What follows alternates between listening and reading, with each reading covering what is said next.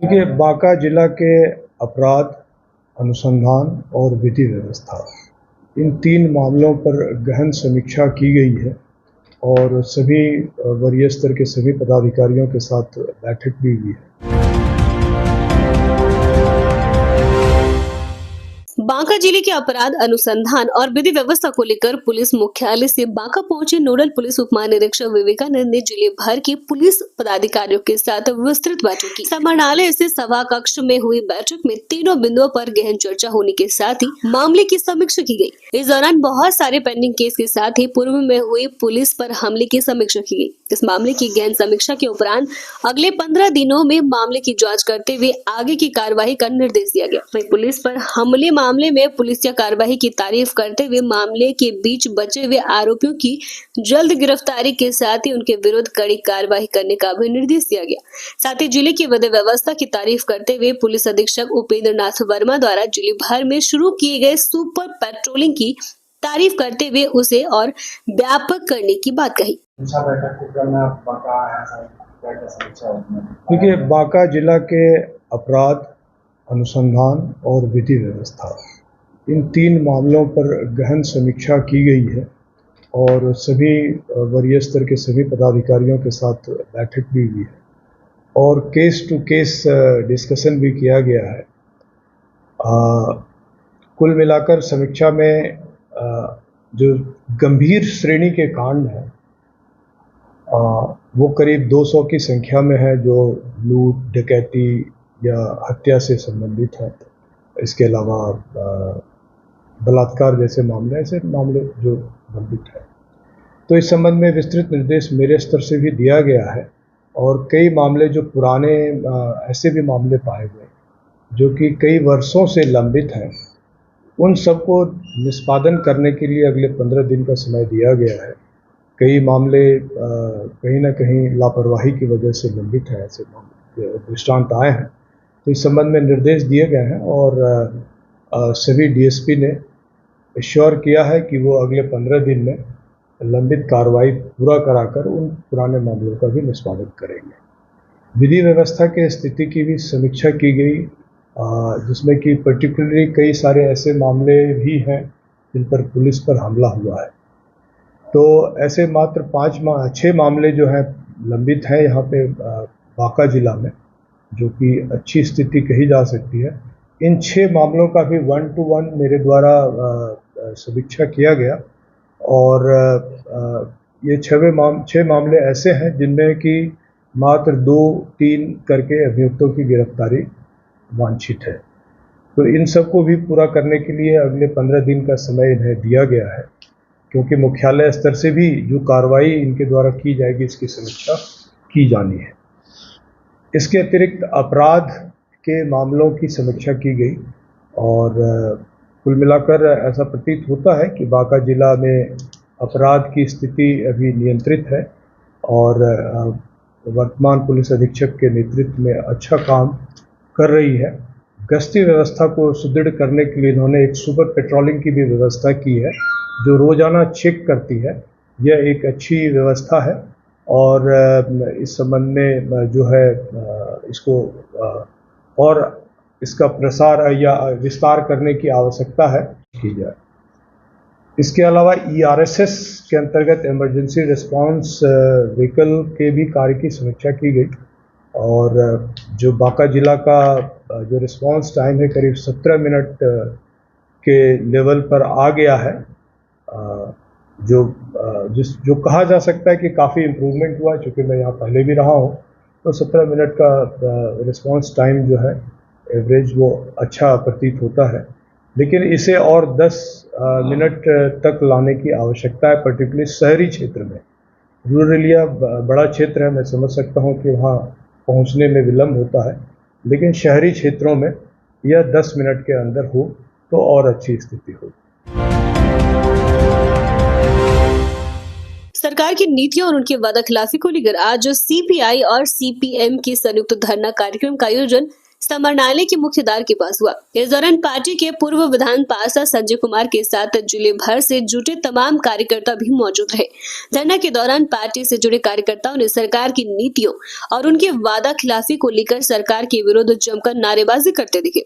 इस बाबत पूर्व एमएलसी संजय कुमार ने कहा कि सरकार की करनी और कथनी में जमीन आसमान का अंतर दिखता है। किसानों, बेरोजगारों, नौजवानों, सामाजिक सौहार्द सहित अन्य मामलों में सरकार पिछड़ती दिख रही है, जिसको लेकर आज का धरना कार्यक्रम राज्यव्यापी होने की बात कही। आज की धरना जो हम लोगों का सीपीआई और सीपीएम का, मार्क्सवादी कम्युनिस्ट पार्टी का संपूर्ण बिहार के अंतर्गत सभी जिला मुख्यालय पर धरना कार्यक्रम किया गया।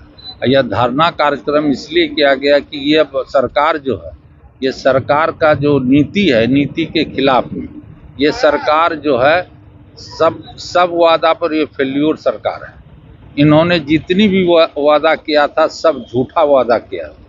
इसके खिलाफ में हम लोगों ने किसानों के सवाल को लेकर के, मजदूरों के सवाल को लेकर के, बेरोजगार नौजवानों के सवाल को लेकर के, सामाजिक समरसता के सवाल पर, सांप्रदायिक शक्तियों के खिलाफ में हम लोगों ने आज धरना का प्रदर्शन किया और इस धरना के माध्यम से सरकार को आगाह करना चाहते हैं कि आप उसको मानिए, अन्यथा हम लोग बृहत पैमाने पर हम लोग इसको आंदोलन करने के लिए बाध्य होना पड़ेगा।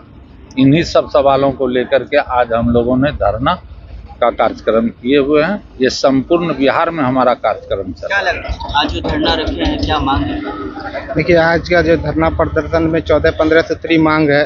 14-15 सूत्री मांगों को लेके हम लोग आज धरना प्रदर्शन पूरे बिहार के 38 जिला में ये धरना प्रदर्शन सीपीआई सीपीएम के द्वारा संयुक्त रूप से किया जा रहा है। इसमें महंगाई है, बेरोजगारी है, वृद्धा पेंशन है, रोजगार है, संबंधित किसानों का समस्या है, आरक्षण है और भी शहरी बेरोजगारी, नौकरी, सब इन सवालों को लेकर धरना प्रदर्शन किया जा रहा है। इन्हीं सवालों को लेकर आज जिलाधिकारी मुख्यालय के समक्ष धरना प्रदर्शन किया जा रहा है। नब के सामान्य बोर्ड की बैठक में बजट किया गया पेश। नगर परिषद के सभागार में बुधवार को सामान्य बोर्ड की बैठक आयोजित की गई। बैठक की अध्यक्षता नगर परिषद के सभापति डॉक्टर विनीता प्रसाद ने किया। इस दौरान नगर परिषद के कार्यपालक पदाधिकारी सुमित्रा नंद, सिटी मैनेजर पुरुषोत्तम कुमार व कई अन्य वार्ड पार्षद मुख्य रूप से उपस्थित थे। इस दौरान पिछले बैठक की सर्वप्रथम संपुष्टि के बाद शहर के विकास कार्य को लेकर परिचर्चा किया गया। इसके साथ ही नए वित्तीय वर्ष 2025-26 के बजट को भी पेश किया गया। बैठक में स्वच्छता पर विशेष ध्यान दिया गया। बजट सत्र में राजस्व प्राप्ति और व्यय के बारे में चर्चा करते हुए बिहार विकास मिशन के तहत मुख्यमंत्री के नगर निकाय को लेकर महत्वाकांक्षी योजनाओं के क्रियान्वयन पर भी चर्चा की गई। बैठक वर्ष 2025-26 के प्रस्तावित बजट में अनुमानित प्रारंभिक शेष राशि 42 करोड़ 33 लाख तथा आगामी वित्तीय वर्ष 2025-26 में 100 करोड़ 42 लाख अनुमानित किया गया। अनुमानित आय प्राप्ति का उपबंध किया गया है। इस प्रकार इस वित्तीय वर्ष में कुल अनुमानित प्राप्ति 142 करोड़ 76 लाख रुपए है। कुल 105 करोड़ 34 लाख अनुमानित व्यय का उपबंध किया गया है। इस प्रकार कुल अनुमानित अवशेष राशि 37 करोड़ 42 लाख रखने का अनुमान है। वही वेडिंग जोन और पार्किंग जोन के निविदा को लेकर भी चर्चा की गई। इस दौरान होल्डिंग टैक्स वसूली, नए जमीन की खरीद, मोर्चरी वाहन और एम्बुलेंस खरीद, पुस्तकालय, market complex, old age home, गरीबों के आवासन हेतु बहुमंजिला इमारत के साथ ही सामुदायिक भवन निर्माण और शहर को बेहतर तरीके से साफ सफाई करने के साथ ही डंपिंग जोन की समस्या को लेकर चर्चा की गई। बैठक के दौरान वार्ड पार्षद पिंकी देवी, वकास चौरसिया, आनंदी प्रसाद यादव, सौरभ कुमार झा, अभिषेक आनंद, रजनी सिंह झावो, राजकुमार मोदी, संजय कुमार सहित नगर परिषद के कई अन्य कर्मी उपस्थित थे। बात करें पार्टिकुलर अमाउंट का बात करेंगे तो नए भूमि के क्रय के लिए 3 करोड़ रुपए, मार्केट कॉम्प्लेक्स बनाने के लिए 2 करोड़ और लाइब्रेरी के लिए 50 लाख, पार्किंग के विकास के लिए 50 लाख, सामुदायिक भवन 2 करोड़ और के लिए 18 करोड़ 30 लाख। सिविल कोर्ट में एडीजी प्रभाकर झा का विदाई समारोह आयोजित। बांका सिविल कोर्ट परिसर में जिला विधिक सेवा प्राधिकार के कार्यालय में अपर जिला एवं सत्र न्यायाधीश प्रभाकर झा का विदाई समारोह आयोजित की गई। फेयरवेल समारोह में शुरुआत में सभी जजों और कर्मियों सहित पैनल अधिवक्ता और पीएलबी द्वारा एडीजी प्रभाकर झा को बुके देकर फूल माला पहनाया गया। विदाई समारोह के दौरान बांका में उनके न्यायिक कार्यों के साथ ही पूर्व में उनके विधिक सेवा प्राधिकार के सचिव के रूप में किए गए कार्यों की सराहना और प्रशंसा करते हुए स्वर्णिम कार्यकाल की चर्चा की गई। इसके साथ ही अगली पोस्टिंग में उनके बेहतर भविष्य की शुभकामना भी प्रस्तुत करते हुए सभी न्यायिक पदाधिकारियों और कर्मियों द्वारा बधाई दी गई। विदाई समारोह में एडीजे चतुर्थ प्रभाकर झा, जिला सत्र एवं न्यायाधीश प्रथम अभिषेक कुमार भान और सब जज राजेश कुमार सिंह द्वारा संयुक्त रूप से केक काटकर एक दूसरे को खिलाया गया। इस दौरान legal and defence counselling Santosh Singh, लिपिक कृष्णा पांडे, संजय सिंह, कुमार संदीप, ब्यूटी कुमारी, खुशबू कुमारी, शैलेंद्र झा सहित कई अन्य कर्मी मौजूद थे। विधिक सेवा प्राधिकार जिसका कहीं कोई समस्या का निदान नहीं है, उन सब समस्याओं के लिए इस कार्यालय को वो अप्रोच करें और उनको यहाँ उस समस्या का निदान मिलेगा। हमारी ये जो कार्यालय है, इस कार्यालय के माध्यम से हमने पहले भी और बाद में हमारे वर्तमान सचिव के द्वारा भी उस परंपरा को आगे रखा गया है कि कभी भी किसी कार्यालय में या किसी भी प्रकार का उसका कोई कार्य रुका हुआ है, चाहे वो कानूनी पूर्वक वो होने वाला कार्य होना चाहिए, उस कार्य में अगर किसी कार्यालय में, भारत सरकार हो कि बिहार सरकार, किसी भी कार्यालय में अगर उनका किसी भी प्रकार का कोई कार्य नहीं हो पा रहा है तो विधिक सहायता के लिए वो यहाँ अप्रोच कर सकते हैं। राजद पंचायती राज प्रकोष्ठ का कार्यकर्ता सम्मेलन आयोजित। बांका राज्य जिला कार्यालय में बुधवार को पंचायती राज प्रकोष्ठ का कार्यकर्ता सम्मेलन आयोजित किया गया। इस अवसर पर पंचायती राज प्रकोष्ठ के प्रदेश अध्यक्ष महेंद्र प्रसाद विद्यार्थी मुख्य अतिथि के रूप में मौजूद थे। सम्मेलन को संबोधित करते हुए प्रदेश अध्यक्ष ने कहा कि बिहार की विधि व्यवस्था पूरी तरह फेल है। उन्होंने कार्यकर्ताओं से आगामी विधानसभा चुनाव की तैयारी में जुट जाने की अपील की। उन्होंने कहा कि हर हाल में पूर्वांचल के 10 जिलों के सभी विधानसभा सीटों पर राजद का परचम लहराना है। मौके पर कार्यकर्ता को जिले के सभी विधानसभा सीटों पर जीत हासिल करने एवं तेजस्वी यादव को मुख्यमंत्री बनाने का संकल्प दिलाया। जिला अध्यक्ष अर्जुन प्रसाद ठाकुर ने कहा कि जीत का परचम लहराने के लिए संगठन को धारदार बनाने की जरूरत है।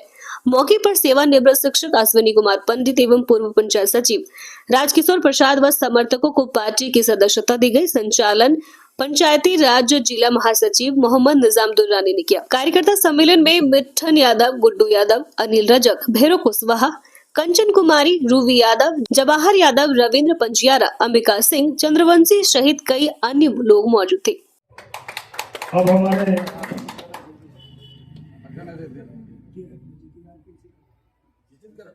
सम्मानित मुखिया जवाहर जी से आग्रह है कि वो